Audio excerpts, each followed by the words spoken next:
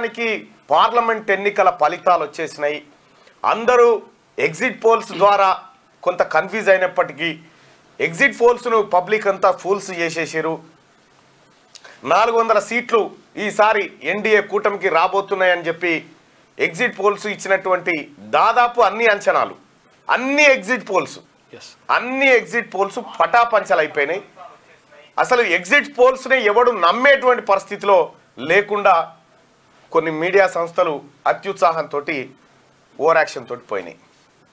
Media సంస్థల అధినేతలు కూడా కన్నీళ్లు పెట్టుకోవాల్సినటువంటి పరిస్థితికి వచ్చింది.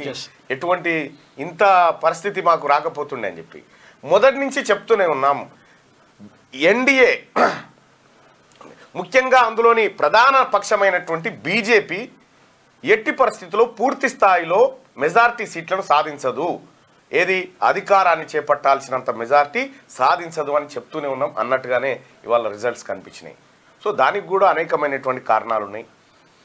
రాహుల్ గాంధీ భారత్ జోడో యాత్ర, అలాగే రాజ్యాంగాన్ని మారుస్తారనేటువంటి అంశం, ఇక ఏది దేశంలో మోడీ ఈడీ సిబిఐ ఆ తర్వాత ఐటీని ఉపయోగించి విపక్షాలను ఇబ్బంది పెడుతుందనేటువంటి అంశం, కేజ్రీవాల్ అరెస్టు, ఈ అన్ని అంశాలు కూడా బీజేపీ సంఖ్యను చేరుకోకపోవడానికి ప్రధాన కారణమైనవి.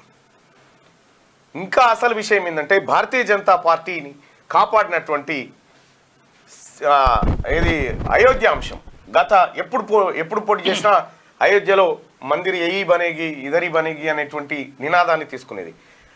రామ మందిరాన్ని కట్టి శంకుస్థాపన చేసి రామ్లల్లాని కూర్చోబెట్టి ఆశీర్వాదం తీసుకున్న తర్వాత కూడా అయోధ్యలో బీజేపీ ఓడిపోయింది ఆ నియోజకవర్గంలో. ఇంకా అంతేకాదు, వారణాసిలో మొదటి 1-2 రౌండ్లలో ప్రధానమంత్రి నరేంద్ర మోడీ వెనుకంజలో ఉండే. ఇదే ఉత్తరప్రదేశ్లో పోయినసారి 63 స్థానాలు సాధించినటువంటి భారతీయ జనతా పార్టీ 30 స్థానాల పైచిలకు పడిపోయింది. అఖిలేష్ యాదవ్ అనుకున్నంత పనిచేసిండు. అక్కడ కాంగ్రెస్ ఎస్పీ కూటమి బలంగా అత్యధిక స్థానాలను సొంతం చేసుకోగలిగింది. ఇక బహుజన్ సమాజ్ పార్టీ ఈసారి 0కే పరిమితం అయిపోయింది. అటు మధ్యప్రదేశ్ క్లీన్ స్వీప్ చేసింది భారతీయ జనతా పార్టీ. సో ఇట్లా కొన్ని హిమాచల్ ప్రదేశ్ ఇట్లా కొన్ని రాష్ట్రాల్లో క్లీన్ స్వీప్ చేయడం ద్వారా భారతీయ జనతా పార్టీ ఇప్పుడు ఆ సంఖ్యను కూడా రాకపోతూ ఉండే. ఇక్కడ దక్షిణ భారతదేశంలో ఉన్నటువంటి కూటమి, ఆ కూటమి ఇప్పుడు ఈ 16 సీట్లు ఇక్కడి నుంచి, ఏది ఏపీ నుంచి, అటు కర్ణాటకలో 20 పైచిలకు స్థానాలు, ఇట్లా కొద్దిగా గట్టెక్కిన పరిస్థితి. లేకపోతే ఆ మ్యాజిక్ను కూడా దక్షిణ భారతదేశం ఒక రకంగా కాపాడిందని చెప్పుకోవాలి. మొదటిసారిగా కేరళలో ఖాతా తెరిచారు వాళ్ళు, తమిళనాడులో 0.